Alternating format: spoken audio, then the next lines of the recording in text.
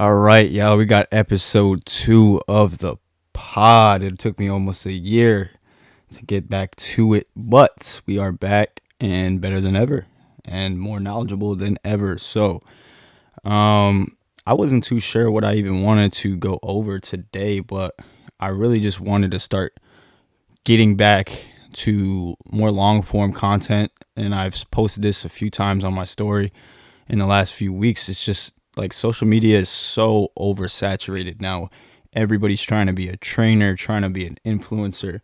Doesn't matter what niche it is. Like there's just so much going on, and it's hard to get really good information. Not only even myself, but just I'm sure it's hard for you guys to find quality information that's actually going to help you.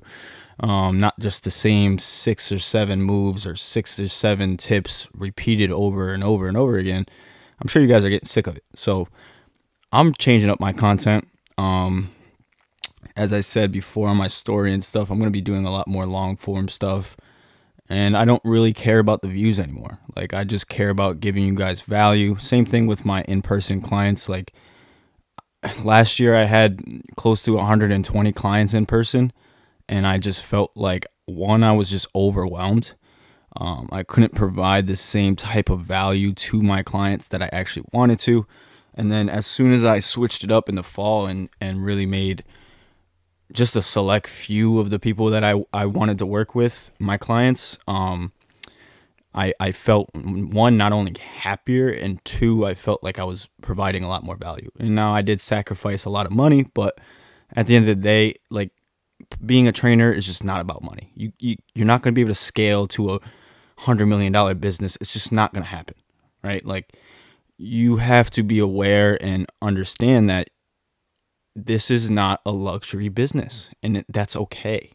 The luxury of this business is being able to play basketball and be around basketball 24/7. So, today we're going to get into I'm thinking we'll get into some talk about what are some little things that you can be doing throughout your day or throughout, a season, or long-term thing, or acute strategies that are going to help you in the long term if you couple those every single day and make them a part of your lifestyle. So the first thing that I've really found has helped me just in general with everything that I've been doing, not only on the court but off the court, anxiety, just life things, being able to control my mental, has been breathing. I've talked about it a little bit in some of my videos, but one of the most important things that you can do is be able to down regulate yourself after a stressful environment, after being in a stressful environment, whether that's you just broke up with your girlfriend, or you just had a really good game and you had 30 points. That's still very stressful, right? Because you have a lot of pressure on you. No matter what the environment, even if you're playing well, the game is always going to be stressful. So being able to down regulate yourself through your breathing, there's a ton of different strategies that you can use, but I'll go over one that's really helped me. But it's so beneficial, and it's made such a difference in my life, in my mental health, and just everything in general. So the method that I use is called box breathing.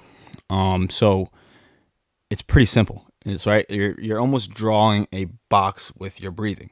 So you're going to pick a set time. It's going to be between 3 to 10 seconds. The longer you do your breaths, the more effective the box breathing will be. And 10 seconds is a very long time, but you also have to realize that. I typically do 7 seconds. So I'll go 7 seconds of inhale through the nose. So, right, and then 7 seconds of exhale. You can either do through the mouth or through the nose. I prefer the nose. I just feel better with it, I guess. So in that way, you're making a box. You're thinking about it as a box. You're going 7 seconds on the vertical, and that's the inhale, right? And then 7 seconds on the horizontal, that's the exhale. And then we're going back down, okay, on a vertical path with the inhale. And it's just a continuous process. You're continuously making a box. Now, I prefer to do this with my eyes closed so I have no other stimuli affecting me. And I've just found that really it only takes about 3 minutes for me to get to a spot where I'm not anxious at all. So you can do this if you are having too much anxiety before a game. That's a great time to do it. Like if you're too overstimulated and you need to bring yourself back down into that flow state, it's a great time to use box breathing.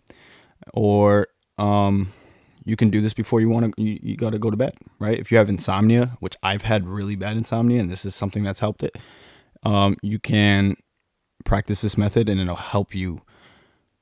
Most people will fall asleep in like 5 minutes doing this. And I've done it after a workout and I've almost fallen asleep. So it's a really beneficial method to help you down regulate your stress, anxiety, anything that you might have going on at that time. It's a very effective method. But I say this because, and I think it's so important to start using this as an athlete, because you're going from such a high stress environment and you're in such a high stress environment, whether it's a practice, a lift, a game, it doesn't matter. You're stressing, your body's stressed, your mind is stressed in that environment, no matter what, right? Your sympathetic nervous system is extremely active. And in order to recover the proper way, you have to be able to switch from that high anxious state, high stress state into a more calm, right? The parasympathetic system needs to take over immediately after that session. After every game, every training session, every lift, it does not matter. It doesn't matter. Go find a quiet spot, close your eyes, and take your time. Use this box breathing method. And in that, your recovery will start immediately after your training sessions. So that's one key, huge thing that's going to help you just on a day-to-day basis. Now, two, we need to be hydrated throughout our day. Obviously, coaches, parents, everybody talks about how important hydration is. But what is hydration, right? It's not just taking a gallon of water and downing it throughout an entire day and saying I'm hydrated. That's not, you're not fueling your body the way it needs to be fueled in order to be at its peak in performance. So typically what I do for my hydration is I'll wake up. I've got liquid IVs. This is not sponsored, but I just use liquid IVs because they're easy. They come in pouches. You can just stick it right in your water bottle and you're good to go.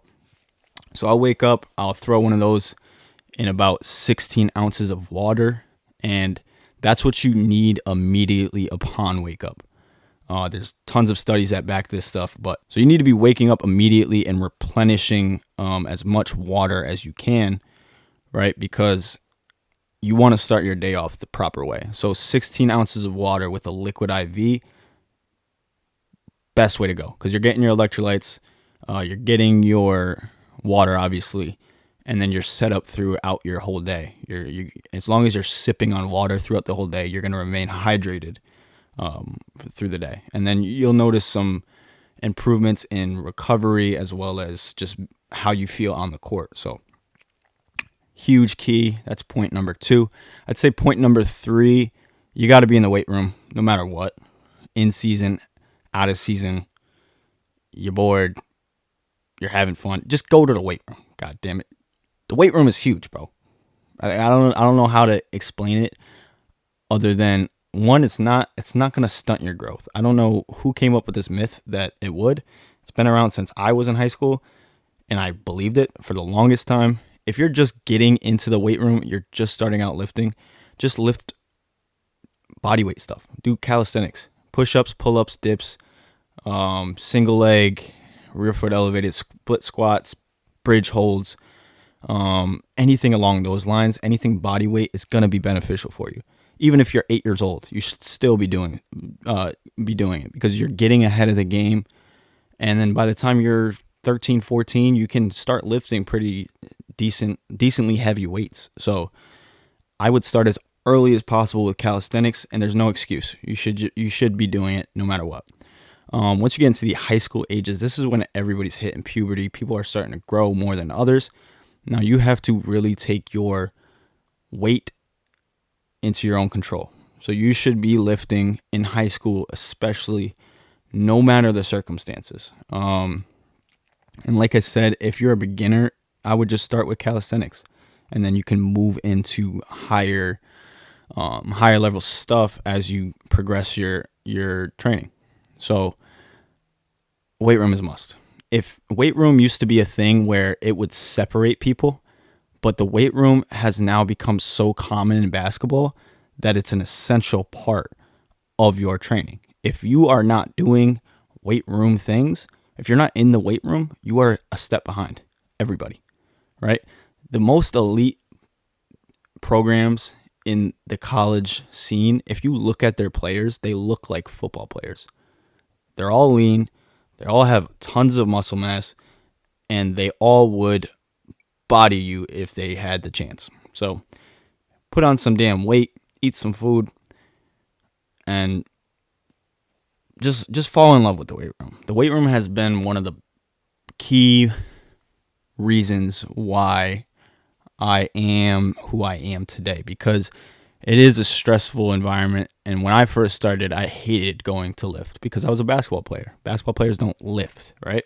But as I got deeper into it, I found it as a way to free my mind, and almost it became my personal time, and it became my growth period of the day. And it became something that I know I'm going to wake up the next day and that weight room is going to be there for me, and I'm going to improve in some way, shape, or form, right? Now, you might have a bad day, but I still can get to the gym and I can still grind and I could still put that work in, and I know I got better that day at something, right? Because I can control myself going to the weight room on a daily basis. I don't think you should be going every day, but week to week, you should be 3 to 6 sessions in a week, depending on what your split is. I'd say for most beginner lifters, you want to be, 3 to 4 days in the weight room per week, especially if you've never been in the weight room before. But me personally, I'm in the weight room 5 days a week minimum, and that's because I've been lifting for 7 years. So point number 4, sleep. Sleep.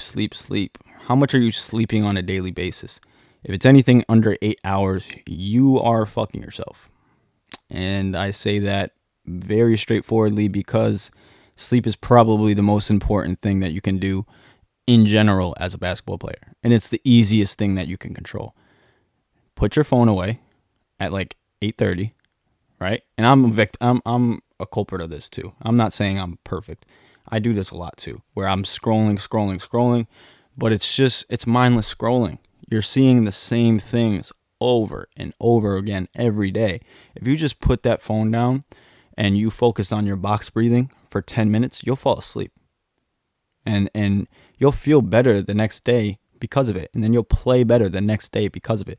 There was a study done on the Stanford men's basketball team, and I've used this in some of my content before, where I don't remember how many players they took exactly, but they tracked the shooting percentages, both free throw and I believe 3-point percentages of the Stanford team when they slept more than, I want to say 10 or 11 hours a night. And they found that the more you slept, the higher your percentages were in both regards, in both 3-point and free throw percentage. So you can see a direct correlation between how much you're sleeping and how well you play. There's a direct correlation. It's studied, it's proven.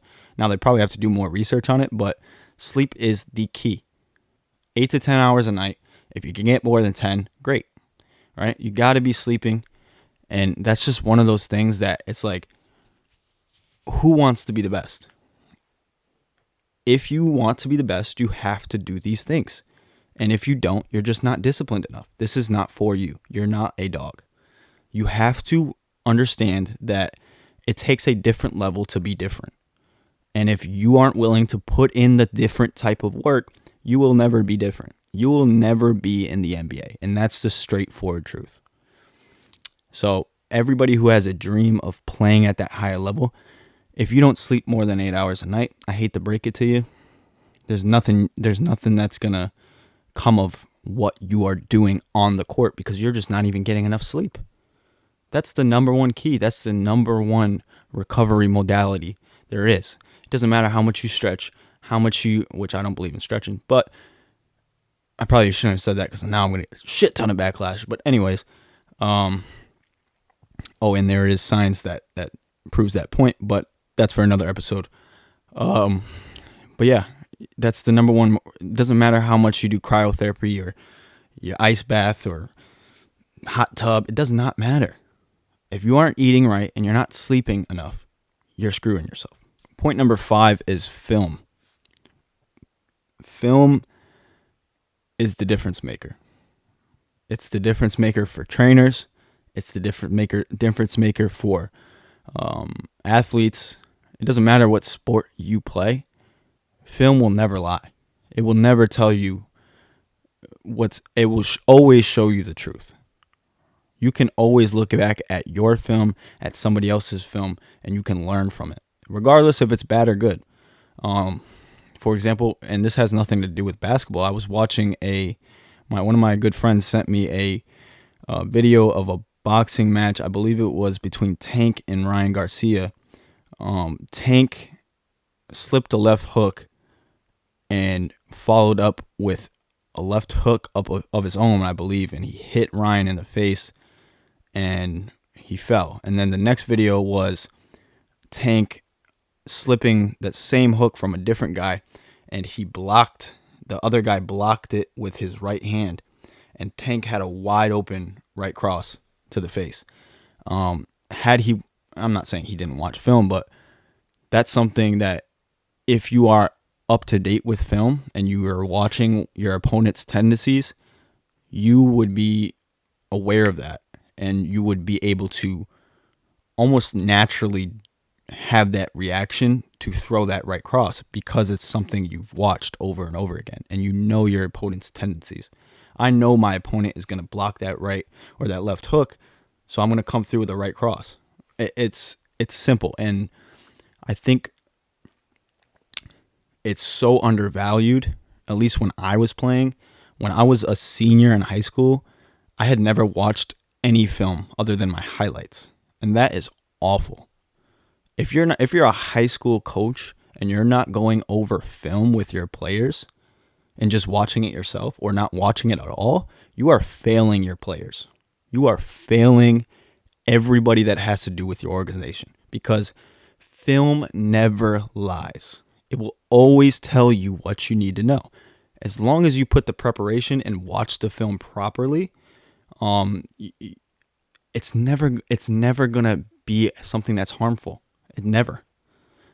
And I never understood it. When I was in college, my first 3 years of college, I never watched an ounce of film. And I was a college basketball player. The only time I watched film was when I went to LaSalle.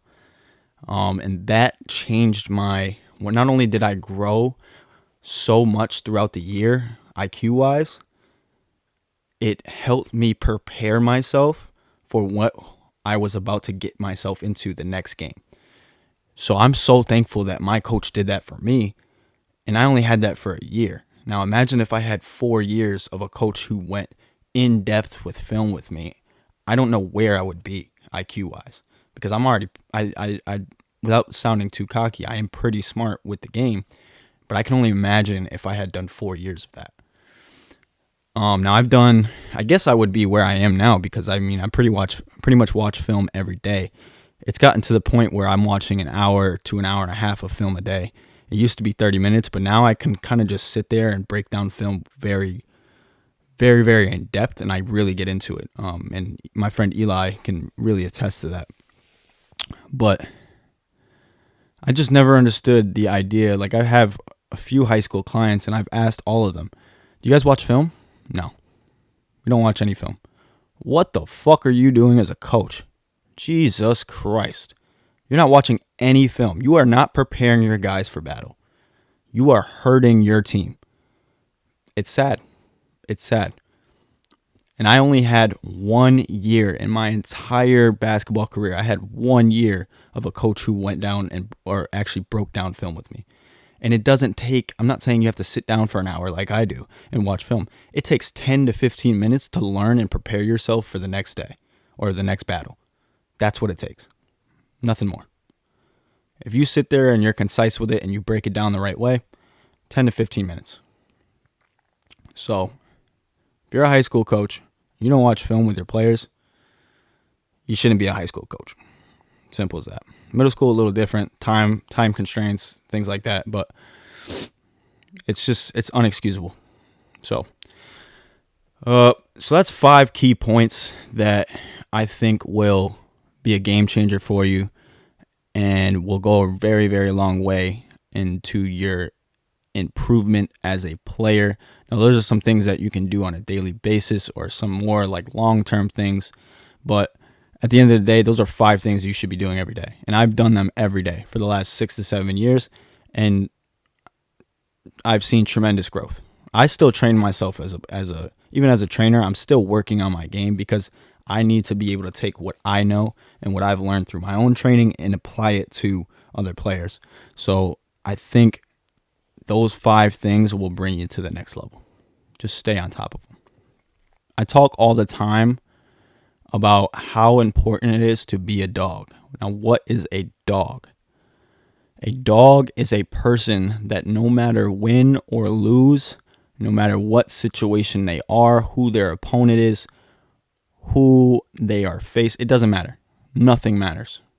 They know every time they step on that court, they are going to give every single ounce of energy they have in order to win.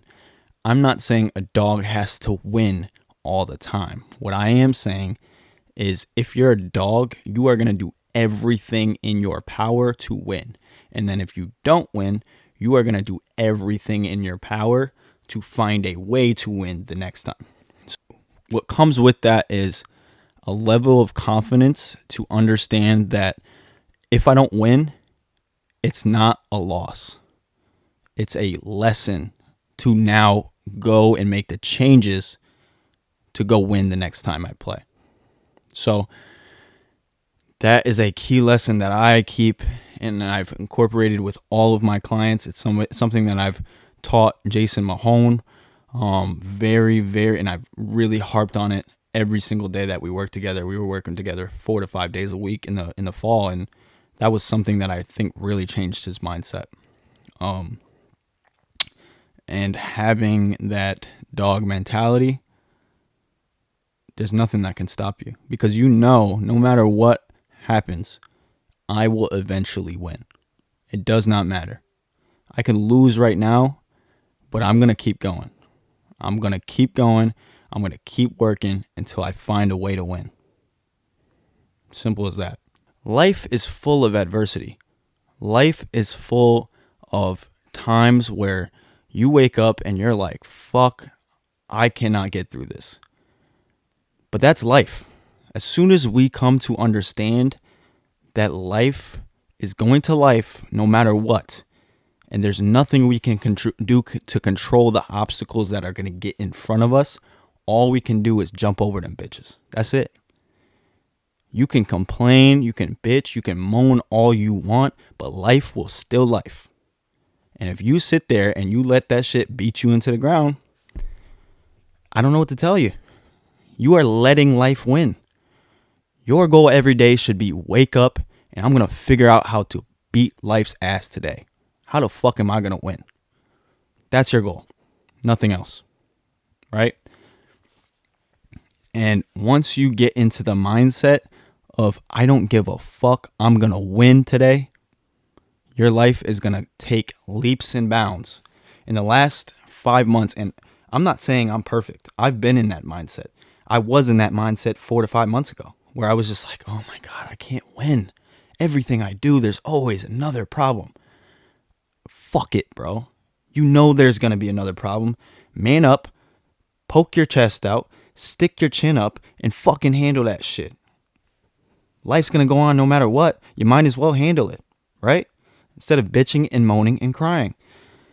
And once you do that, once you make that realization that I can make the changes. All I have to do is control what I can control and jump over this fucking obstacle. Nothing else can stop you. Nothing in life can stop you. And it's only up. So I'm going to leave you off with that. I think it was a pretty good... Oh, Jesus Christ. What the fuck? I think it was a pretty good podcast. And I hope you guys enjoy it. We'll drop episode 3 pretty soon. Got my boy Eli Enhancement or EB. Whoa, what the hell? That's my best friend. I don't even know his name. EB Enhancement coming through. So we'll have 2 cameras set up, 2 mics. We'll get to the business. But until then, appreciate y'all. Peace out.